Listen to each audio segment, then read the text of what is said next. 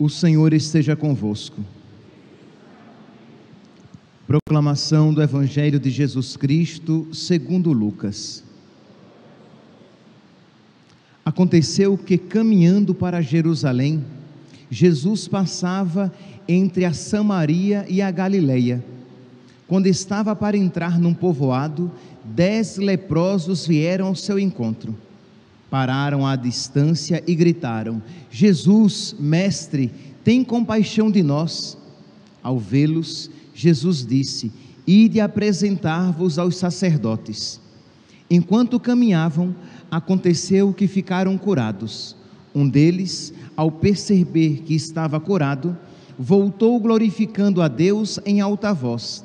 Atirou-se aos pés de Jesus, com o rosto por terra, e lhe agradeceu. E este era um samaritano. Então Jesus lhe perguntou: Não foram 10 os curados? E os outros 9, onde estão? Não houve quem voltasse para dar glória a Deus, a não ser este estrangeiro? E disse-lhe: Levanta-te e vai, tua fé te salvou. Palavra da salvação.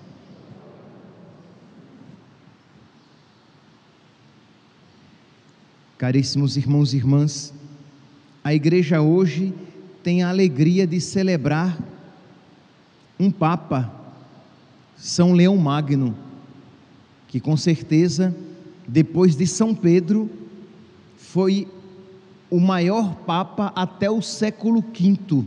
Ele faleceu em meados 461, meados do século V. E foi um Papa importantíssimo na história da igreja, São Leão Magno. Daí vem até o título Magno, né, para demonstrar a sua grandeza, porque ele tinha como preocupação, aqui eu vou me ater apenas a um ponto, ele teve o grande mérito de salvar a igreja, de salvar Roma, quando invadida pelos hunos, pelos bárbaros. Mas aqui eu quero me ater a um ponto: a sua preocupação como pastor pela unidade da fé. Ele sabia, este Papa, este pastor, sabia que a unidade da fé não é uma realidade indiferente, uma preocupação apenas intelectual, mas que da unidade da fé nos vem a segurança da salvação, porque quando nós estamos unidos à mesma fé, nós estamos unidos à única igreja de Cristo e consequentemente unidos a Cristo. Então, no século IV, né, ontem nós celebrávamos a Basílica, a dedicação da Basílica do Latrão, isto é, quando Constantino reconheceu, não mais perseguiu a igreja e deu a ela aquele prédio para que ali os cristãos, os católicos, se reunissem. A partir dali, os cristãos já não eram mais perseguidos. Então, uma vez não perseguidos, eles começaram a sistematizar a fé, a organizar a fé, a expressar de uma maneira orgânica e sistemática, clara, apresentar de uma maneira clara a fé. Então, no século IV, a igreja resolveu os problemas com as heresias trinitárias, deixando claro que a igreja, que Jesus Cristo é Deus, que existe um Deus em 3 pessoas, que o Pai é Deus, o Filho Jesus é Deus e o Espírito Santo é Deus. No século V, vem então as chamadas heresias cristológicas, as heresias que colocavam problemas em Jesus, isto é, vem o nestorianismo, que separa a humanidade da divindade em Jesus, dizendo que em Jesus existiam 2 pessoas, a pessoa humana e a pessoa divina. Então eles estavam separados. E existiam os monofisitas, que era uma heresia que dizia que é verdade que Deus e homem se uniram, mas se confundiram, se mesclaram, de modo que a natureza humana foi absorvida pela natureza divina. E aí vem então São Leão Magno e vai deixar claro o quê? Que em Jesus Cristo a humanidade e a divindade estão unidas, mas sem confusão. Isto é, Jesus Cristo é verdadeiramente homem, verdadeiramente Deus. Eles estão unidos sem confusão. Eles são diferentes, mas não separados, sem separação. Então a humanidade está unida à divindade, mas sem mistura, sem confusão, e isso assegura a nossa salvação, porque se em Cristo a humanidade e a divindade estão unidas em Cristo, nós podemos nos unir a Deus. E se a humanidade não foi absorvida por Cristo, mas continua íntegra, ele é verdadeiramente homem, no céu nós seremos verdadeiramente nós mesmos, porque senão nós diríamos como os budistas, que a salvação, entre aspas, é entrar no nirvana, e nós iríamos nos perder em Deus, como uma gota d'água se perde no oceano, de modo que nós não nos reconheceríamos no céu, o que não é uma verdade católica, um ensinamento católico. Com a graça de Deus, quando no céu estivermos, nós nos reconheceremos e nos amaremos.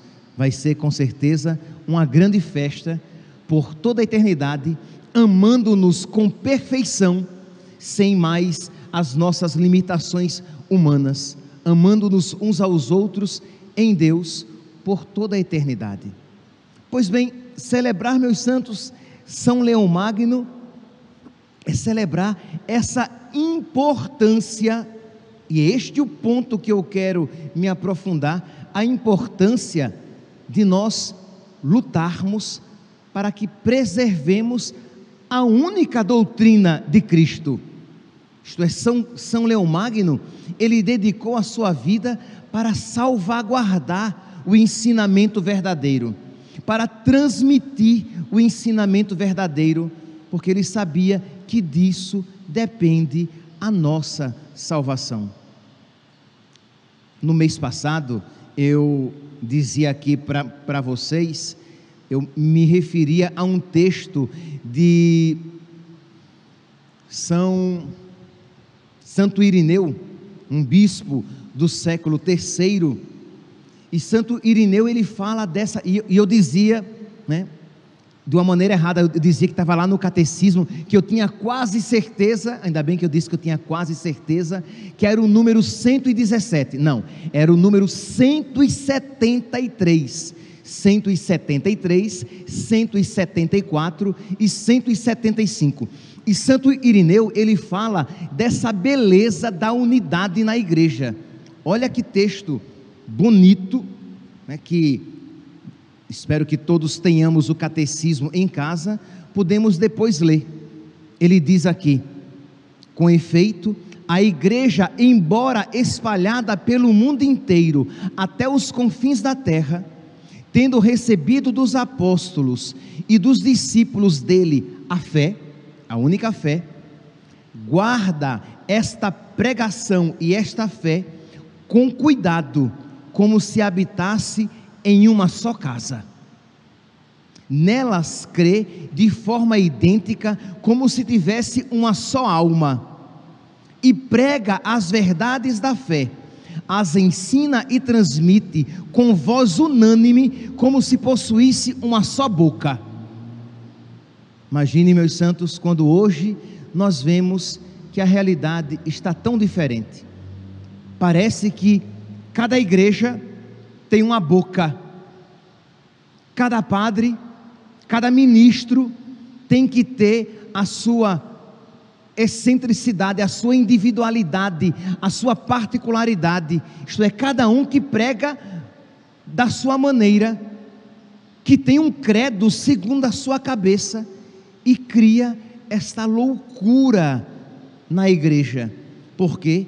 Porque as pessoas não querem mais Os ministros não querem mais pregar a única verdade de Cristo, mas cada um quer pregar segundo os seus gostos, a sua cabeça.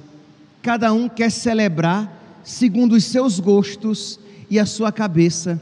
Cada um quer ensinar uma moral segundo os seus gostos e a sua cabeça.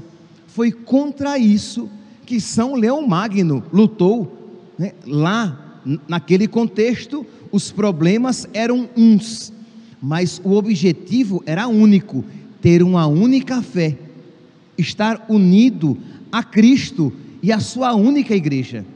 Continua então aqui este texto de Santo Irineu, que de um bispo de um século antes de São Leão Magno, mas que se adequa perfeitamente ao pensamento deste Papa, cuja memória hoje celebramos. Pois continua então Santo Irineu: pois se no mundo as línguas diferem, uns falam alemão, outros falam espanhol, outros falam inglês, outros falam árabe. Ele vai dizer: se no mundo as línguas diferem, o conteúdo da tradição é uno e idêntico. E nem as igrejas estabelecidas na Germânia, na Alemanha, e nem as igrejas estabelecidas na Germânia têm uma outra fé ou uma outra tradição. Meus santos, isso nós não podemos mais dizer. Que quando vemos que em muitos lugares na Alemanha a comunhão é oferecida às pessoas homossexuais que têm uma vida, uma prática homossexual tranquilamente. Foi lá na Alemanha, nós vimos que no ano passado, ou foi no início desse ano, que os padres disseram: venham, venham, venham receber a bênção. E se reuniram centenas de pessoas homossexuais e que foram abençoados. Quer dizer, não foram abençoados porque um sacerdote, não é porque ele pronuncia uma palavra de bênção sobre o pecado que o pecado se torna abençoado. O pecado é uma desgraça e uma maldição, independentemente da palavra de um sacerdote. Se eu abençoo uma união ilegítima, pecaminosa, aquela união continua sendo ilegítima e pecaminosa, não obstante a minha pseudo-falsa benção. Mas imagine, lá isso se propaga. Vocês que são divorciados e recasados, venham receber a comunhão. Isso na maior naturalidade. Pois bem, diz então Santo Irineu, quando isso não era verdade, pois e nas igrejas estabelecidas na Germânia, e nem as igrejas estabelecidas na Germânia têm uma outra fé ou uma outra tradição, nem as que estão entre os iberos, nem as que estão entre os celtas, nem as do Oriente, do Egito, da Líbia, nem as que estão estabelecidas no centro do mundo. A mensagem da igreja é, portanto, verídica e sólida, pois é nela que um único caminho de salvação aparece no mundo inteiro. E para terminar, esta fé que recebemos da igreja, nós aguardamos com cuidado, pois sem cessar, sob a moção do Espírito de Deus, à guisa de um depósito de grande preço, encerrado em vaso precioso, ela rejuvenesce e faz rejuvenescer o próprio vaso que a contém. Então Santo Irineu vai falar aqui desta beleza da unidade da igreja, do seu único ensinamento, uma única fé e uma única tradição.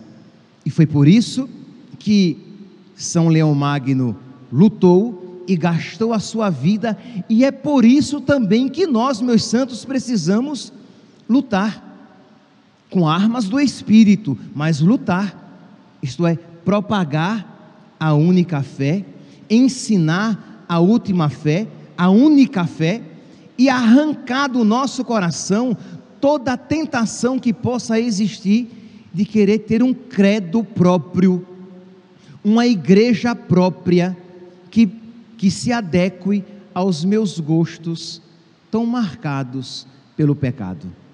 A primeira leitura de hoje, meus santos, é uma leitura poderosíssima, é um puxão de orelha naqueles que têm autoridade, e se nós aplicarmos isso à igreja, de um modo todo particular, é um puxão de orelha nos ministros, principalmente naqueles que têm mais poder, mas em todos os ministros, porque devemos ter sabedoria para ensinar aquilo, para transmitir aquilo que é de Cristo, que é da igreja, e não os nossos gostos e as modas do mundo.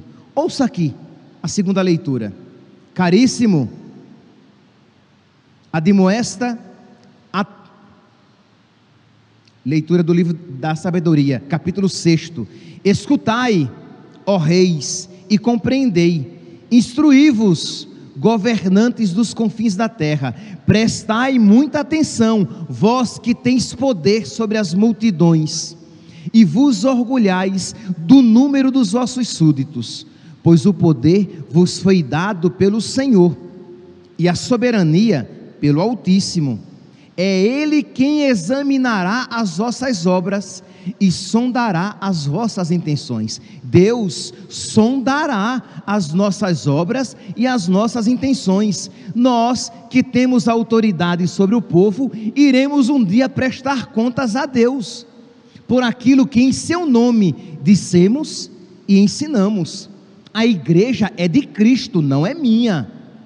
Eu não posso querer ensinar em nome de Deus na igreja aquilo que vem da minha cabeça e não aquilo que eu recebi e que devo transmitir. Então, se isso eu fizer, mesmo que sacerdote seja, e serei julgado com rigor, porque disse o que o Senhor não disse, porque fiz aquilo que não era do agrado do Senhor. Continua. Apesar de estardes ao serviço do seu reino, não julgastes com retidão, nem observastes a lei, nem procedestes conforme a vontade de Deus. Por isso, ele cairá de repente sobre vós, de modo terrível. Deus virá sobre vós, e livre-me Deus, de que eu esteja entre estes, sobre os quais o Senhor cairá. Que Deus me conceda a obediência, para que eu seja de acordo à vontade dEle, e não segundo a minha cabeça. Mas Deus cairá sobre estes ministros, que fazem o que lhe desagrada. Deus cairá, e será terrível, diz aqui a palavra, Deus cairá terrivelmente sobre estes que fazem em seu nome aquilo que Deus nunca ordenou. Imagine, meus santos, que tristeza quando nós vemos pessoas que dizem: aquele ministro, aquele sacerdote, ele disse para mim que não tinha problema, que masturbação não é pecado. Eu ouvi de um padre que neste caso o aborto é permitido. Tal padre falou que os anticoncepcionais podem ser usados, que eu posso ligar as trompas. Mas como? Padre, você não deveria, você deveria rezar e estudar para sentir e crer com a igreja, mas devido às suas limitações, você poderia até ter uma dificuldade de dar um assentimento a uma doutrina, mas você vai rezar e pedir que o Espírito Santo o ilumine, mas nunca pregar algo diferente daquilo que a igreja prega.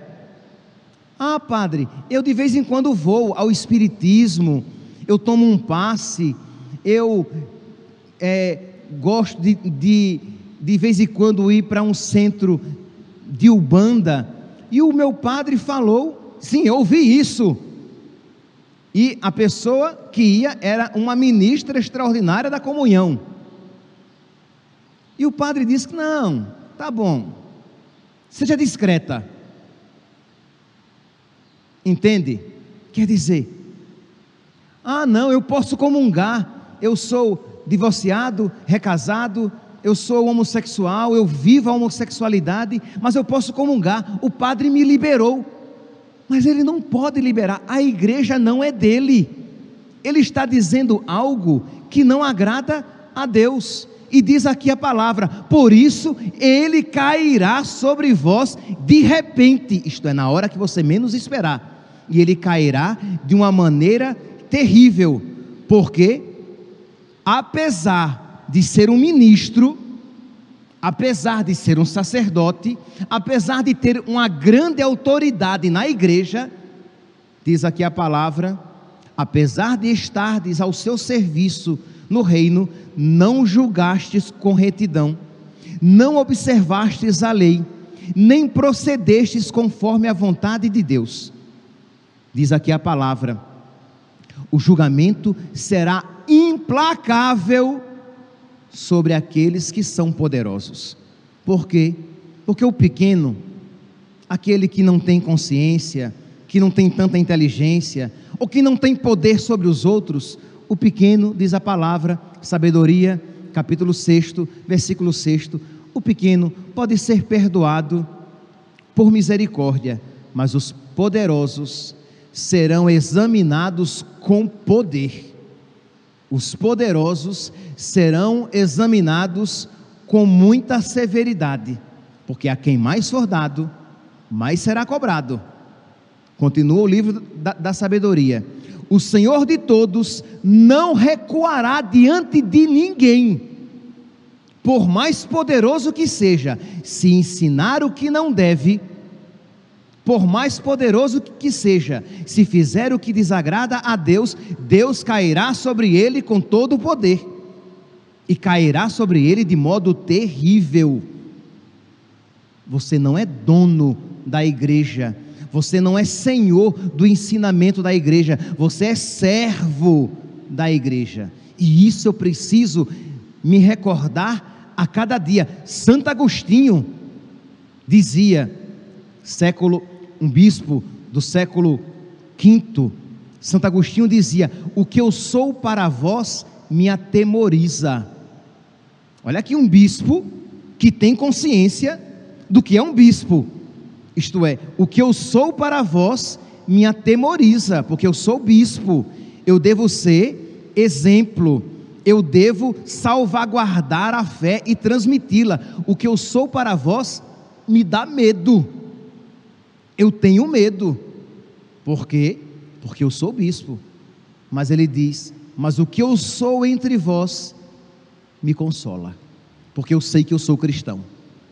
Mas existem padres, ministros, sacerdotes que não são cristãos, embora carreguem o nome. E aqui é que está o grande problema, e é uma tentação para todos nós, mas principalmente para aquele que tem algum poder sobre os fiéis. Então, o que eu sou para vós me dá um medo danado. Eu preciso rezar, pedir a Deus que Ele me conceda a graça da fidelidade. Continua aqui o livro da sabedoria. A vós, pois, governantes, dirigem-se as minhas palavras, para que aprendais com sabedoria e não venhais a tropeçar. Os que observam fielmente as coisas santas serão salvos. Os que observam as coisas santas serão salvos, serão justificados. Portanto, desejai ardentemente minhas palavras, amai-as e sereis instruídos. Percebe aqui, meus santos, então, como é importante essa fidelidade à doutrina, que São Leão Magno nos ensina com as suas palavras e o seu exemplo. Ele poderia ter evitado problemas na sua vida, mas ele se gastou e se cansou para deixar muito clara a verdade, a única doutrina da igreja, o ensinamento correto da igreja, da dor. Dá uma dor no coração quando você ouve um pregador dizer: não tem problema assim, se você é de uma outra religião, entendeu? O que importa é que você faça o bem. Que história é essa que só se salva quem é cristão, só se salva quem é católico? Meu santinho, o ensinamento da igreja de mais de 2000 anos é este. E por mais que digam: mas a igreja não diz mais extra ecclesia nulla salus. A igreja diz sim, extra ecclesia nulla salus, isto é, não há salvação fora da igreja. Pegue Lumen Gentium, documento do Concílio Vaticano II, Lumen Gentium 14, 15, 16, e nós veremos ali que a igreja é necessária para a salvação. Padre, quer dizer então que quem não é católico não se salva? A igreja diz que se uma pessoa, sabendo que a igreja católica é a igreja de Cristo, e a nega, faz pouco caso dela, se perde. A igreja diz que se a pessoa sabe que Cristo é o Filho de Deus, e não o abraça, não o aceita, condena-se a si mesmo. Esse é o ensinamento da igreja. Então é assim que esses números da Lumen Gentium devem ser interpretados, de acordo com a tradição da igreja, porque nós cremos firmemente que Jesus Cristo é o Filho de Deus, e que não há um outro nome dado aos homens pelo qual possamos ser salvos, e que o Filho de Deus fundou verdadeiramente uma igreja, apenas uma igreja, para que nós, unidos a Ele por meio do seu corpo, isto é, a igreja é o corpo de Cristo, e para que eu me salve, eu preciso estar unido ao corpo de Cristo, que é a igreja, e Ele que é a cabeça deste corpo. Para que eu possa alcançar a salvação, eu preciso estar unido em comunhão a Cristo na sua única igreja. Então é muito triste quando aqueles que têm o poder, e a palavra, meus santos, é um poder. Quem tem o poder da palavra na igreja tem muito poder sobre ela, e é triste que aqueles que têm o poder o exerçam contra Cristo e contra a sua igreja, propagando e espalhando doutrinas tão contrárias e tão estranhas àquela doutrina que há mais de 2000 anos foi ensinada por toda a igreja, e que hoje, cujo representante hoje fazemos memória, São Leão Magno. Que ele interceda por nós, para que nós tenhamos a sua valentia, para que nós tenhamos o seu amor, para que nós tenhamos este mesmo zelo por Deus, sabendo que defender a única e a verdadeira doutrina de Cristo é defender aquela condição sem a qual a salvação não pode ser aplicada a nós. Louvado seja nosso Senhor Jesus Cristo, para sempre seja louvado.